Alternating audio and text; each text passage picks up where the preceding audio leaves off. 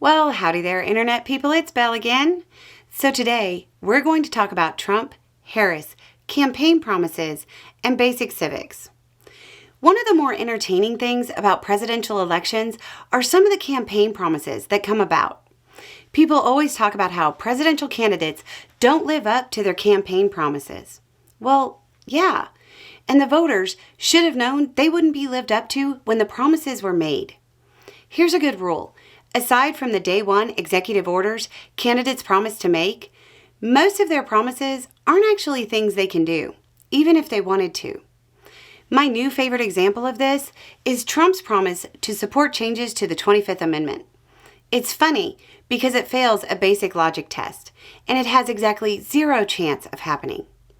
If you didn't catch this gem among all of his other bigly stable genius weaving comments, he said, quote, "I will support modifying the 25th Amendment to make clear that if a vice president lies or engages in a conspiracy to cover up the incapacity of the President of the United States, if you do that with a cover-up of the President of the United States, it's grounds for impeachment immediately and removal from office, because that's what they did."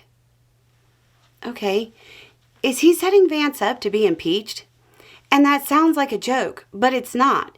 It's part of the basic logic test that should be applied to a candidate's campaign promises. This is clearly meant to be an accusation against Harris. Let's just skip over the accusation and assume that it's true. Oh, I'll say the line.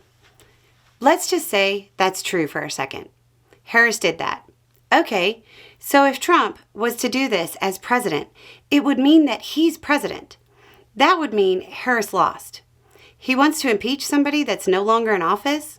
Or again, is it to make sure that Vance moves to dump Trump later when he hypothetically can't remember who he's running against, rambles on incoherently, or starts to make sharks and batteries parts of his campaign?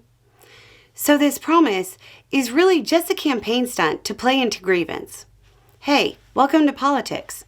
There's nothing inherently wrong with that, as long as people understand that it's just rhetoric. But that brings us to the other part, civics.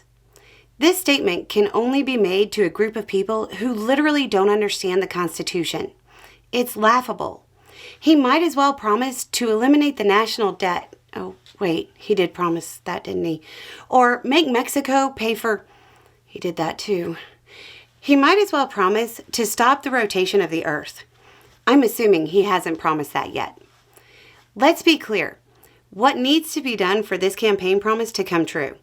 Using the simplest process for amending the Constitution. He needs a 2/3 vote in each House of Congress, so 2/3 in the House and 2/3 in the Senate. It's over right there. Not going to happen. But let's say it happens. Then it needs to be ratified by 3/4 of the states. Does anybody see Trump as the great uniter who can pull this off? Here's the other part about presidents promising constitutional amendments.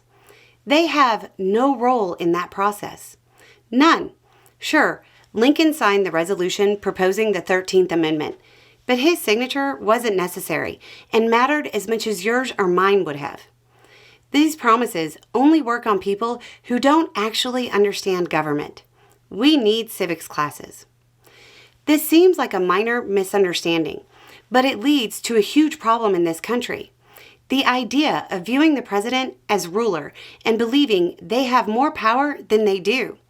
Of course you get people like Trump running for office. They're drawn to the perception of power that isn't really there. Let's be clear.